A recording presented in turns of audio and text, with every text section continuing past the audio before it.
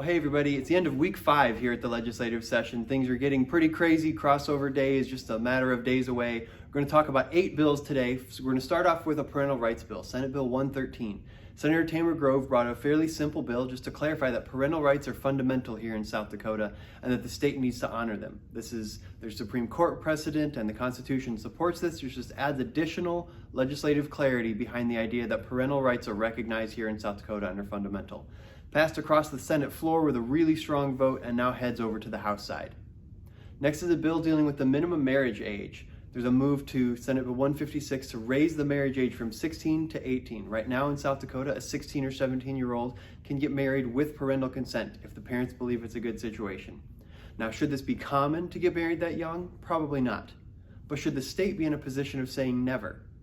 For example, a young couple is committed to each other and she gets pregnant. Should the state be in the way of saying, no, you can't get married? Age of consent is 16, but you have to wait 2 years to actually get married. Should those things be disconnected in the eyes of the law? We don't think so. So we have concerns with Senate Bill 156. It made it out of committee this week, heads to the floor, so we'll be continuing that discussion.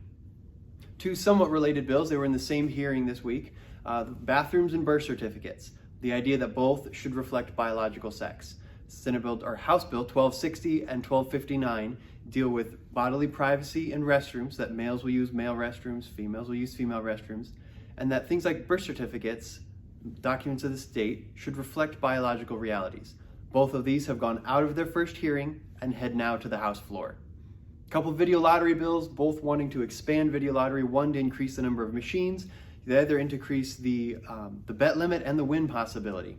They were both in committee this week. One went up, one went down. So the bet limit and win possibilities, that bill went down, but the expansion of the number of machines moved out of committee and now moves on to the floor. So we'll be continuing to raise concerns about that one. Another bill, or would have been actually a resolution to go on the ballot for mobile sports betting, was tabled this morning in committee. So that would have added onto the ballot the question of should we expand sports betting from casinos onto mobile devices, computers, etc. So we were glad to see the sponsor table that one in committee this week. Then finally, a bill on material that's harmful to minors. So here in South Dakota, we have laws titled Harmful to Minors that explains the different content that's illegal to give to kids. It has to be sexual in nature, offensive in the way it's portrayed, and doesn't have any literary, artistic, political, or scientific benefit.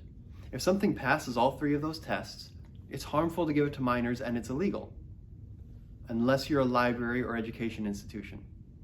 Those carve-outs are written into our laws, and we're grateful for Representative Soy for finding that, because that needs to be struck out. Harmful to minors is harmful to minors, full stop, no matter who you are. So those are a bunch of the bills we've been working on this week. You can go to our legislative radar, familyvoiceaction.org. A lot of the key bills there, you can click on the email campaigns to email your representative or senator. They want to hear from you here at the Capitol.